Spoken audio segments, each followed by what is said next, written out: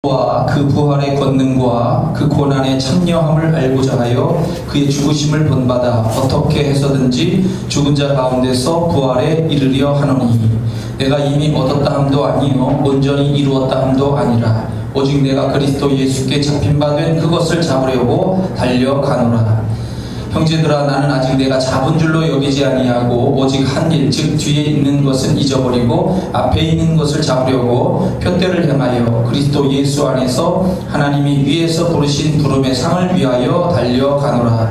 그러므로 누구든지 우리 온전히 이룬 자들은 이렇게 생각할지니 만일 어떤 일에 너희가 달리 생각하면 하나님이 그것도 너희에게 나타내시리라. 오직 우리가 어디까지 이르렀든지 그대로 행할 것이라. 아멘.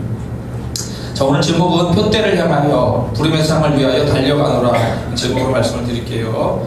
자, 앞부분에서 사도 바울은 율법적인 면으로 한번 따져보자, 나도 사실은 자랑할 것이 굉장히 많은 사람이다 하면서 자기의 자랑을 얘기했습니다. 그런데 결과적으로는 그런 자랑할 것이 많지만 나는 그 모든 것을 해로 여기고 배설물로 이렇게 생각한다 라고 말했습니다.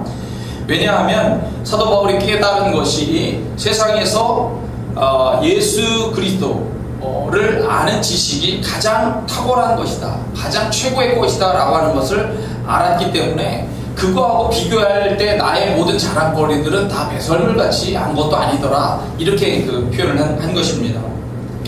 또 사도 바울이 의를 얻었다고 했는데 그 의는 자기가 그렇게 좋은 조건 속에서 자기 행위를 통하여 이렇게 얻어낸, 열심히 행함으로, 율법을 행함으로써 얻어낸 의가 아니라 믿음을 통해서 얻어진 것이고 하나님께로부터 얻어진 의였다 라고 이렇게 표현을 했습니다.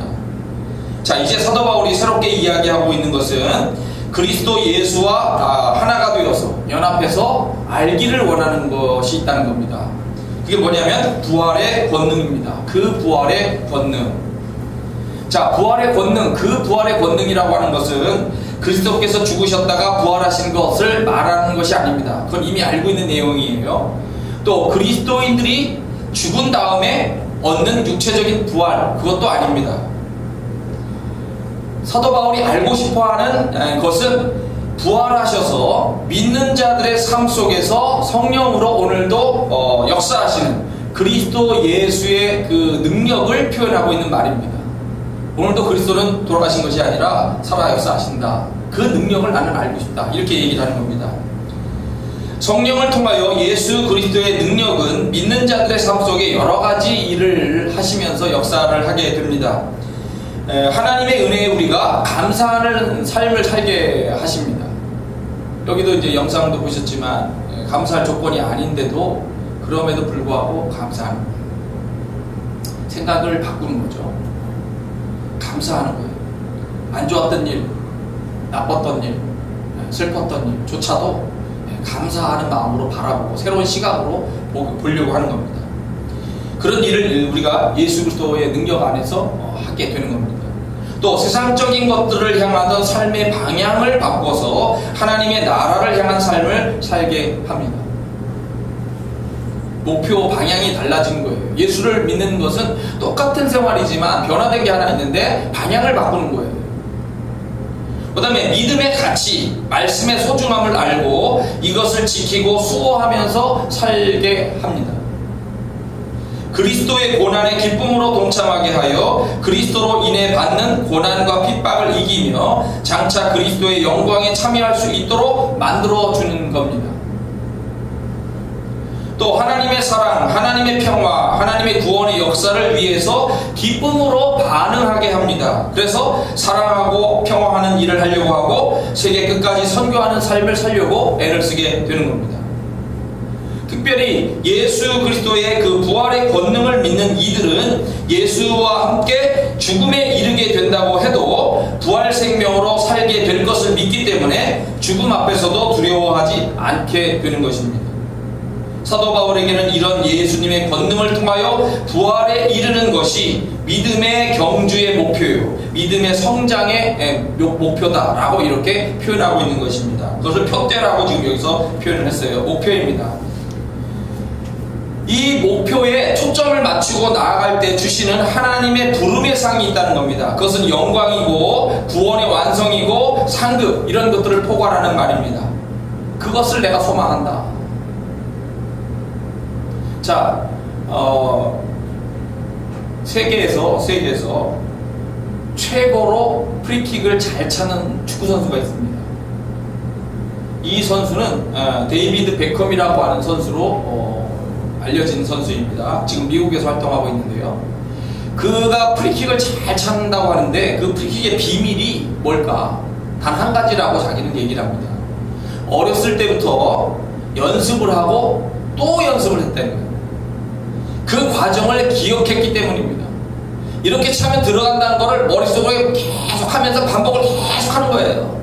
연습하고 연습하니까 어느 곳에서든지 차도 그 프리킥이 골을 향해서 쫙 들어가는 거예요. 더 나아지기 위해 항상 노력하는 것이 중요하다. 베컴은 이렇게 얘기했습니다.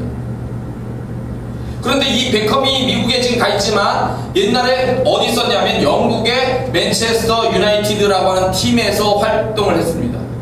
그 맨체스터 유나이티드의 중요한 넘버가 7번이에요. 7번. 그건 역사적인 숫자입니다. 이 그룹에서, 팀에서.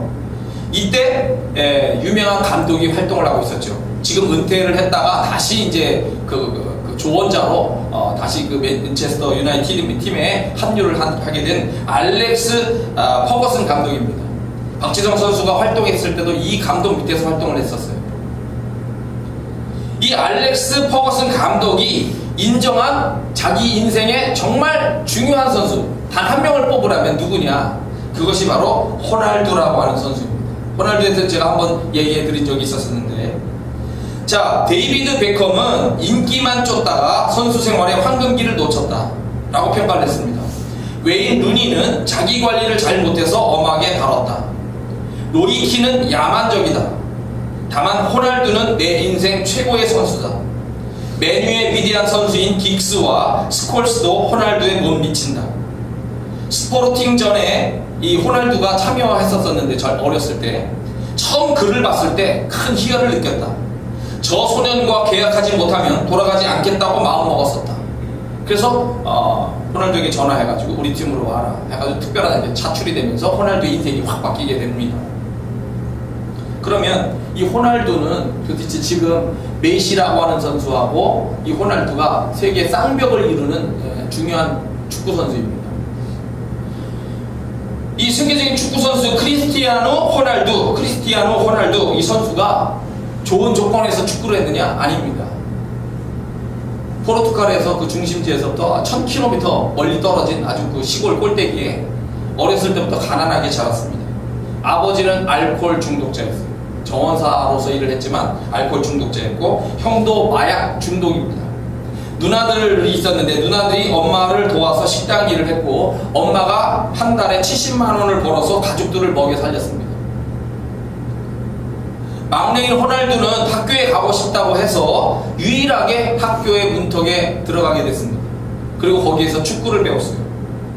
돈이 없다 보니까 축구공을 살 돈도 없어서 깡통을 가지고 축구 연습을 했습니다.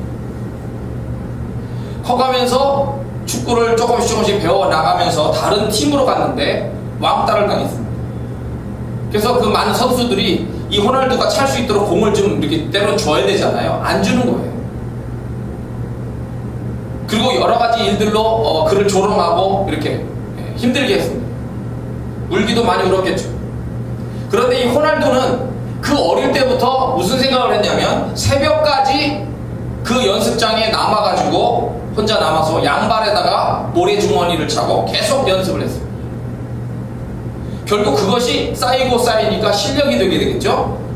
결국 이 퍼거슨 감독이 불러가지고 맨체스터 유나이티드를 위해서 뛰게 되었습니다. 그 역사적인 숫자 7번을 달고, 그리고 레알 마드리드 팀으로 가서 또 활약을 잘 하다가 최근에는 유벤투스라고 하는 제3위권에 해당하는 그 그룹으로 들어가서 처음에 한 3주 정도는 이렇게 제대로 활동을 못했어요. 적응하느라고. 그리고 그 다음부터는 보통 한 번에 두세 골은 기본으로 넣어요. 놀라운 실력을 발휘하고 있습니다. 그런데 이 유나이티드에서도 마찬가지고 레알 마드리드 팀에서도 마찬가지고 이 유벤투스 최근에 간 유벤투스 팀에서도 놀라는 게 있습니다. 모든 선수와 코치진이 놀라는 게 있습니다. 그것은 뭐냐 하면 이 호날두 선수가 옛날부터 지금까지 연습벌레라고 하는 거를 알고 있긴 한데 실제로 그 팀이 연습을 하는 그 연습 훈련 시간에 제일 먼저 도착하는 선수가 호날두고 제일 마지막에 가는 선수가 호날두인 거예요. 그가 왜 세계적인 선수가 됐느냐? 그 비결은 오직 연습에 연습밖에 한 게 없다는 거예요. 1등이라고 하는 목표를 얻기 위해서 계속 노력한다는 겁니다. 체력 관리도 잘해서 지금도 그 20살에 해당하는 체력을 갖고 있다고 얘기합니다. 그렇기 때문에 여하튼 대단한 선수가 되었고, 그리고 그 노력해서 돈도 많이 벌어가지고 뭐 이제 페라리라고 하는 그런 엄청난 그 자가용도 수집을 해가지고 19대 정도를 갖고 있다고 하지만, 그가 사치스럽게 지내는 그런 외향적인 이런 면도 있지만 건물들도 사고, 그리고 중요한 것이 많은 기부를 한다는 거예요. 그렇기 때문에 호날두를 좋아해요, 사람들이. 지금 이 사도 바울이 꿈꾸는 것이 내 인생에 목표가 있다는 거예요. 목표.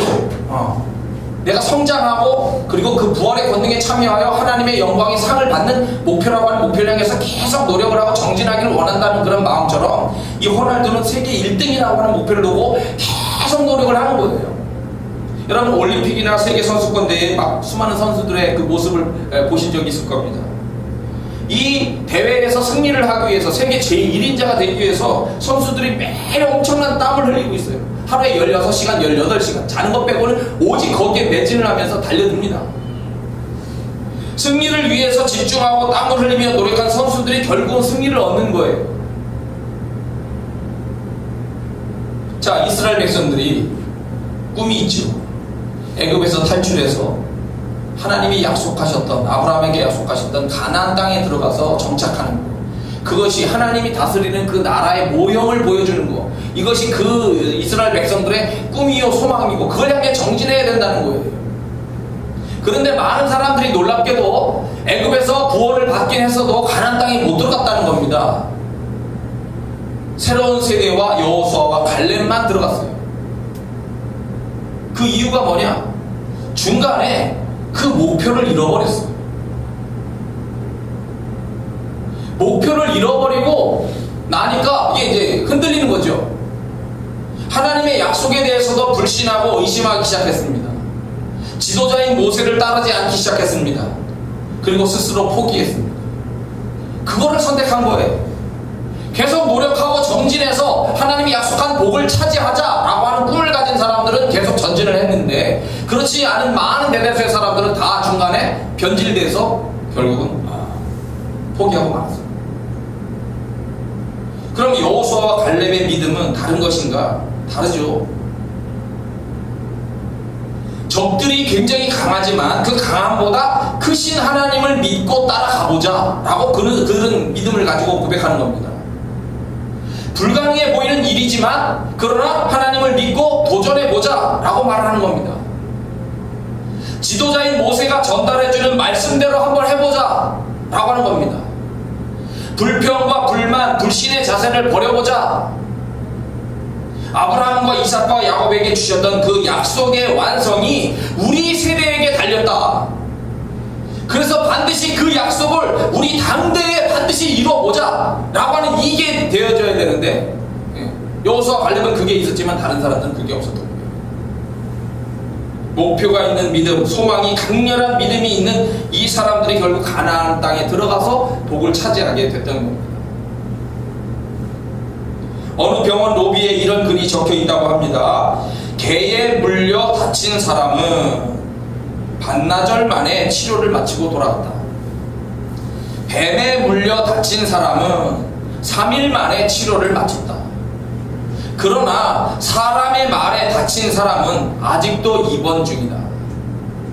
이 사람의 말이라는 게 얼마나 상처를 주고 오래도록 우리를 괴롭히는 것인가를 느낄 수가 있는 것이죠. 인생을 살다 보니까 우리는 다양한 어려움을 겪어요. 우리 자신이 가지고 있는 부주의함, 실수, 욕심뿐만 아니라 가정과 주변과 사회에서 경험하는 많이 힘들고 어려운 일을 봅니다. 특히 사람들의 말이 우리에게 상처를 주고 힘들게 하는 것 중에 가장 큰 겁니다. 엊그제 제가 캘리를 하면서 만난 어떤 분이 있었는데, 그분이 어릴 때가 아니고 좀 오래전에 남자 아이들 둘을 길렀어요. 지금 이제 다 컸지만. 근데 그 아이들이 클 때 형하고 동생하고 얼마나 치고받고 싸우는지, 집안이 온통 난장판이 되고 피투성이가 되고 깨지고 날리고 그 모습을 부모로서 엄마로서 특히 볼 때 너무 힘들어가지고 아버지가 막아보고 엄마가 막아봐도 안 되는 거예요. 이 둘이 얼마나 치고받고 싸우는지. 그래서 너무 힘들어가지고 그 아이들을 데리고 아파트에서 그냥 떨어져 죽고 싶었던 때가 있었더라는 거예요. 근데 그거를 견뎌냈어요. 결국 이기고 나니까 이제 다시 평화가 오는 거죠. 힘든 일, 어려운 사건 등 끊임없이 우리를 괴롭히는 문제들을 만나게 되지만 낙심하지 않고 다시 일어나 가는 것이 중요한 거예요. 다시 목표를 붙들고 힘을 내는 것이 중요한 거예요. 두 주먹을 불끈 쥐고 믿음으로 기도하고 용기를 내는 것이 계속해서 중요합니다. 그걸 얻으려면 포기하면 안 돼요. 요셉 보세요. 요셉 형들로 인해서 죽음의 위기를 겪었고 노예로 팔려갔습니다. 근데 낙심한다 했다는 말이 없어요. 처음에는 울면서 갔지만 요셉이 낙심했다는 말이 없습니다. 왜 낙심하지 않았을까요? 하나님이 그에게 주신 꿈, 그 목표가 있었기 때문이에요. 정말 하나님이 아브라함 조상, 믿음의 조상에게 놀라운 약속을 주셨고, 그것을 이삭과 야곱을 통해서 그의 자녀들에게 정말 주신다고 한다면, 내가 가지고 있는, 지금 내가 경험하고 있는 이 힘든 삶 속에도 무엇인가 하나님의 놀라운 비밀이 숨겨져 있을 것이다 라고 하는 희망의 끈을 놓지 않은 거예요. 나를 버리지는 않을 것이다 라고 생각을 하고 있는 거죠. 사람들은 삶에 대해서 빠른 결론을 내릴 수가 있습니다. 야, 그렇게 팔려갔으면 너 인생 끝난 거야. 포기해버리고 그냥 자살해버리거나 그럴 수 있어요. 그런데 요셉은 빠른 결론을 내지 않았어요. 삶은 어떻게 해석하고 어떻게 바라보느냐에 따라서 다르다라고 말하고 있는 겁니다. 그가 바로 왕에게 꿈에 대해서 이야기하기를 해석은 하나님께서 하신다라고 이렇게 얘기했어요. 근데 이게 꿈에 대한 부분만이 아니라 우리 삶에 대해서도 마찬가지인 거예요. 우리의 삶 속에서 나는 그 사건과 현장을, 아픈 문제를 보면서 때로는 결론을 빨리 내려. 그런데 하나님은 진정으로 해석을 하실 수 있는 분은 하나님밖에 없다는 거예요.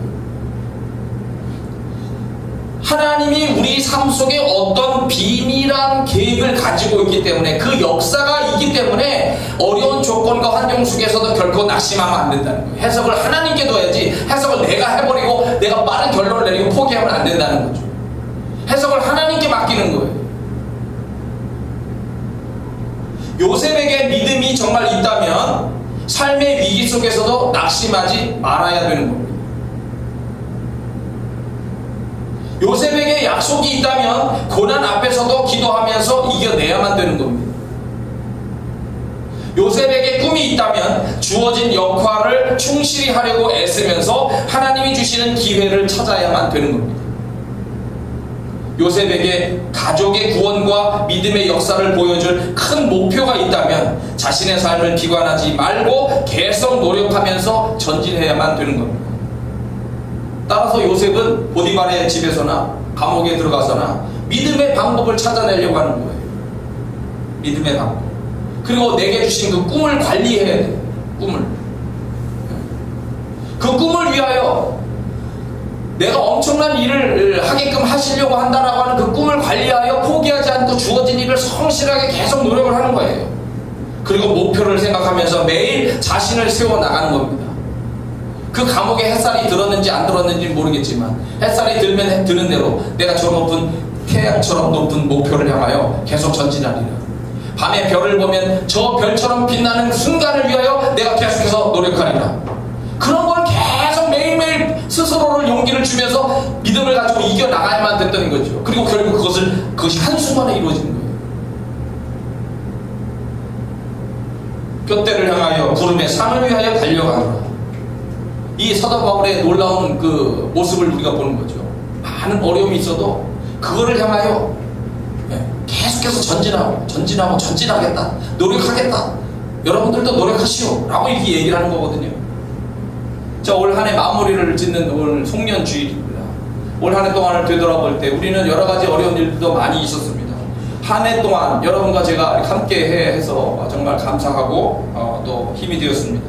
앞으로도 또 주 안에서 힘있게 달려가야 될 것이 우리가 해야 될 일이, 우리가 정말 믿음을 가지고 있다면, 우리에게 그 약속이 있다라고 믿는다면, 우리에게도 하나님의 주신 꿈, 비밀한 계획들이 있다고 믿는다면, 우리는 뭔가 우리 자신의 삶을 위해서 계속해서 믿음을 가지고 기도하면서 달려가야 되는 거예요. 올 한 해 잘 마무리하시고 또 새해에 또 송구영 스님에도 불러놓으시면 좋고요. 새해에 또 즐거운 마음으로 믿음 가지고 힘차게 계속 달려가시는 여러분과 저의 삶이 되기를 축원합니다. 같이 한번 기도하겠습니다.